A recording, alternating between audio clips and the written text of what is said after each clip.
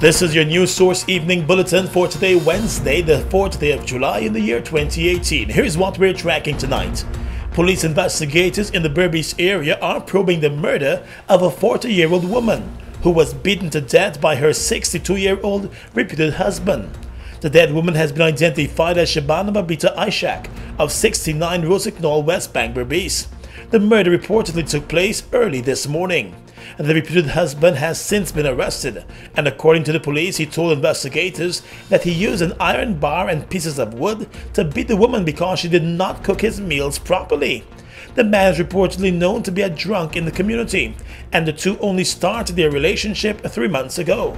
Neighbors reported to the police that they heard loud screams coming from the shack around 2 o'clock this morning, but they did not venture over until sunrise, and it was then that they found the woman's lifeless body. Murder charges are to be laid against the reputed husband before the end of this week. Medical practitioners in the public healthcare system have been given a warning about the problem of pilfering of drugs and medical supplies. Regional Health Services Director Dr. K. Shako has issued a warning in the wake of what may have been a trend for years. Speaking to regional health officers at a retreat, Dr. Shako said the low circulation of critical items for patients happens because of pilfering of drugs and medical supplies in the public health sector. She has threatened the involvement of the police. The Director of Regional Health Services also complained about the piles of expired drugs in the healthcare system because of poor forecasting by regional health officers, and in some instances a delay in the arrival of drugs in the 10 administrative regions. And the Regional Health Services Director has also threatened firm disciplinary action against those regional health officers who are unnecessarily absent from duty. She described it as madness and said the madness has to stop. She also chastised those who are inelegantly dressed for work and those who would turn up on the job smoking and drunk.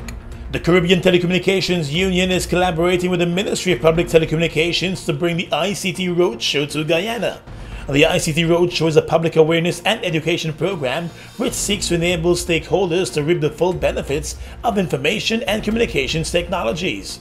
Officials of the Public Telecommunications Ministry spoke about the upcoming roadshow today. Specifically, one of the things that we want to focus on, or is a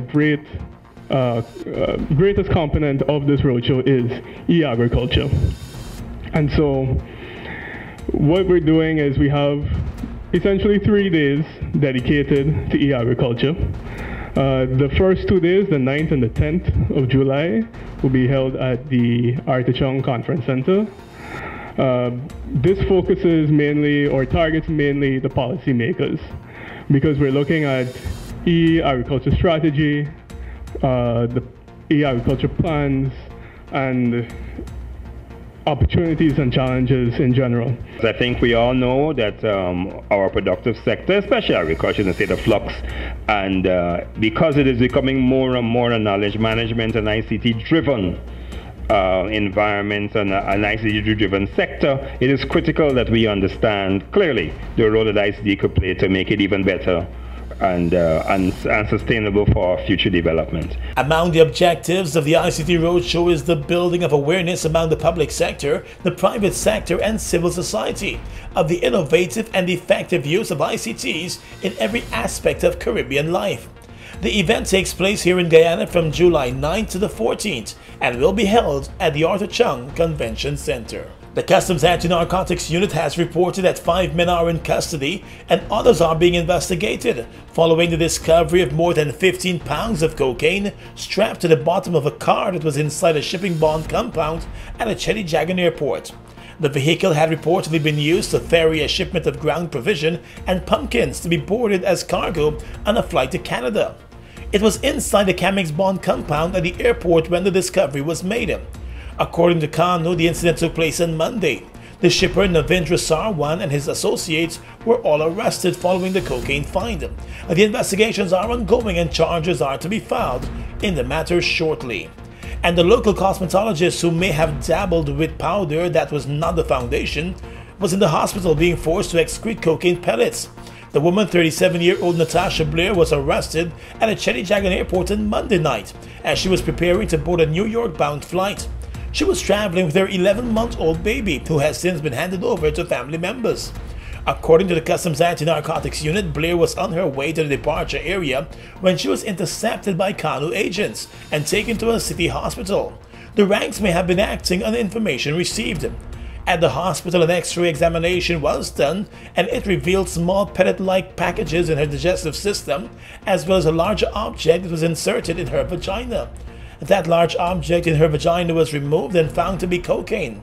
With regards to the items spotted in her digestive tract, she has since excreted a number of cocaine-filled pellets. In its statement, Kanu said it is now looking for the woman's boyfriend, who has since been identified as Sherwin Stobie, known as Kong, from the Roxanne Burnham Gardens area.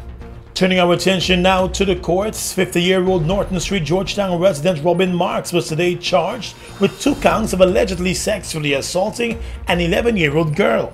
The alleged child molester appeared before the chief magistrate this morning and was not required to enter a plea to the indictable charges.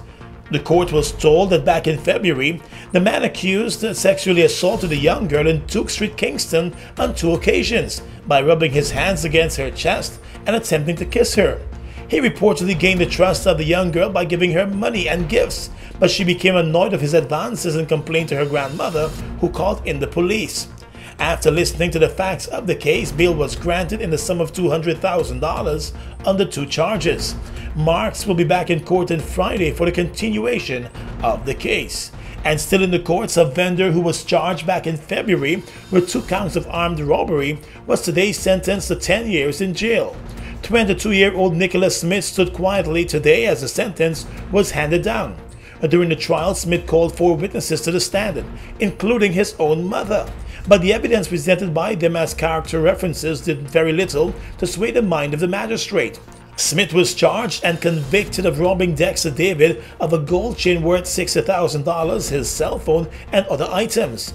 The second charge stated that on the same day at the Seawall Road, he robbed another man, Kevin Ramlal, of a gold chain, a cell phone, and several other items, totaling hundreds of thousands of dollars. The young vendor maintained his innocence throughout the trial, but the magistrate said the evidence presented against him, including statements from the victims, was strong, and that led to the conviction. He was sentenced to 5 years behind bars on each conviction. And that's your News Source Evening Bulletin for tonight. I'm Gordon Mosley reporting.